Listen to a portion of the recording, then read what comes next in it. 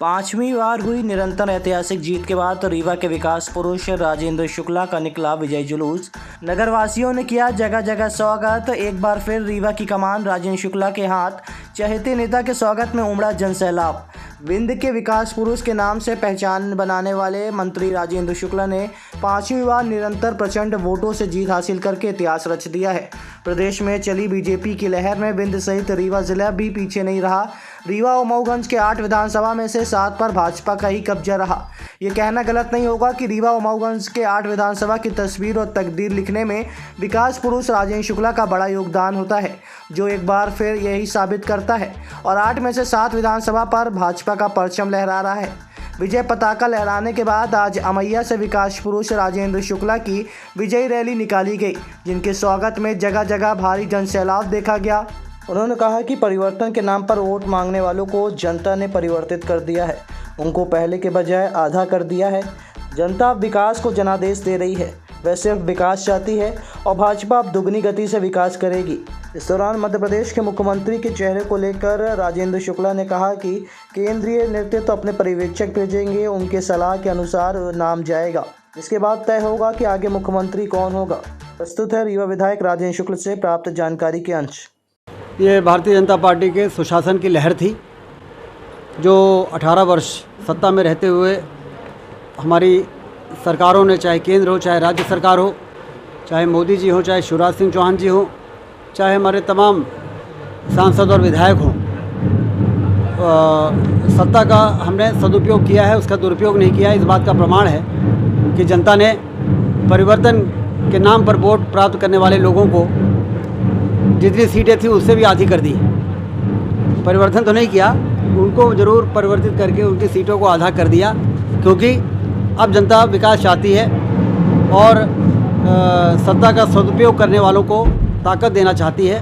और वो ताकत जनता ने बढ़ा दी हमारी कि आप तो आगे बढ़िए, काम करिए।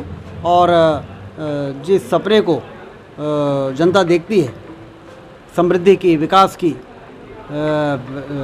लोगों के कल्याण की, विकास तरक्की की, उस लक्ष्य को आप लोग प्राप्त करिए। जनता ने हमें और ज़्यादा ताकत देके और अब मैदान में भेजा है। विकास पुरुष से लेके विंध्य नायक तक का सफर कैसे देखते हैं? ये तो जनता के प्रेम के द्वारा निकली हुई विशेषण है, लेकिन मैं तो हमेशा जनता जब भी मुझे जिताती है, मेरी जिम्मेदारी का भाव मेरे अंदर और बढ़ जाता है और मुझे लगता है कि एक पल भी अब मुझे चैन से बैठने का अधिकार नहीं है।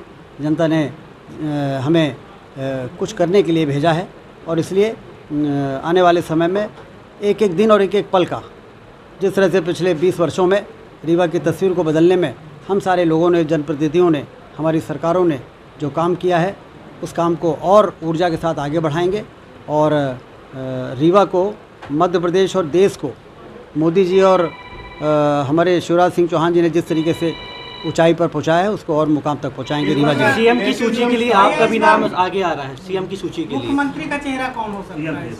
देखिए, ये तो केंद्रीय नेतृत्व, जब विधायक दल की बैठक होगी, केंद्रीय नेतृत्व अपने पर्यवेक्षक भेजेंगे और वो इस बात को राय मशवरा करके तय करेंगे। ये तो एक प्रक्रिया है नेता के चयन की। तो नेता का चयन केंद्रीय नेतृत्व हमारा करता है राय मशवरा करके। तो जो भी होगा सामने आएगा। कोई भी आपके इस सवाल का जवाब इस देने की स्थिति में नहीं है।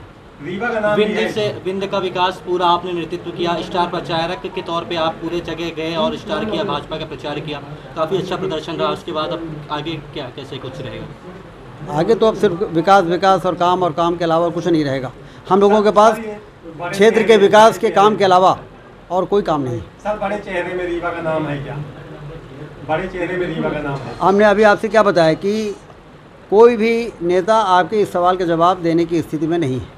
रीवा वासियों को नए विकास में क्या देखने को मिलेगा? नहीं, मार्च में हवाई अड्डा शुरू हो जाएगा।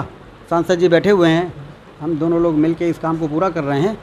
और सिंचाई की नहरों का जाल जो 3 लाख एकड़ में है, उसको 1.5 साल के अंदर बहुती नहर को पूरा करके हम 6 लाख एकड़ में पहुंचाएंगे और फिर उसको 5 वर्षों में 9 लाख एकड़ में, जिसमें मऊगंज जिला भी शामिल रहेगा, 1-1 इंच ज़मीन पर सिंचाई का पानी पहुंचाकर धरती से दौलत पैदा करने की स्थिति पैदा करेंगे, जिससे कि रीवा की तस्वीर और रीवा में रहने वाले लोगों की तकदीर को बदलकर हम लोग लोकतंत्र को वरदान बना सकें।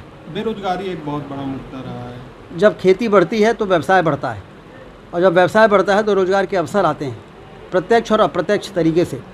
आप देखिए 3 लाख एकड़ में पानी पहुंचा तो जो व्यापार बढ़ा है, तो आप देखिए कि नए होटलों में लोगों को नौकरी मिल रही है, नए अस्पतालों में लोगों को नौकरी मिल रही है, क्योंकि खुल रहे हैं नए नए व्यापारिक प्रतिष्ठान, ब्रांडेड शोरूम्स, लगातार शॉपिंग मॉल, मल्टीप्लेक्स और डोमिनोज़, मैकडॉनल्ड्स जैसे फूड चेन अब रीवा में आ रही हैं, और वहाँ पर हमारे लोगों को काम मिल रहा है। आप जाइए दुकानों में, और जो दुकान में सेल्समैन हैं उनसे पूछिए, अस्पतालों में कंपाउंडर से पूछिए, टेक्नीशियन से पूछिए, वार्ड बॉय, वार्ड नर्सेस से पूछिए, सब बताएंगे कि रीवा के हैं।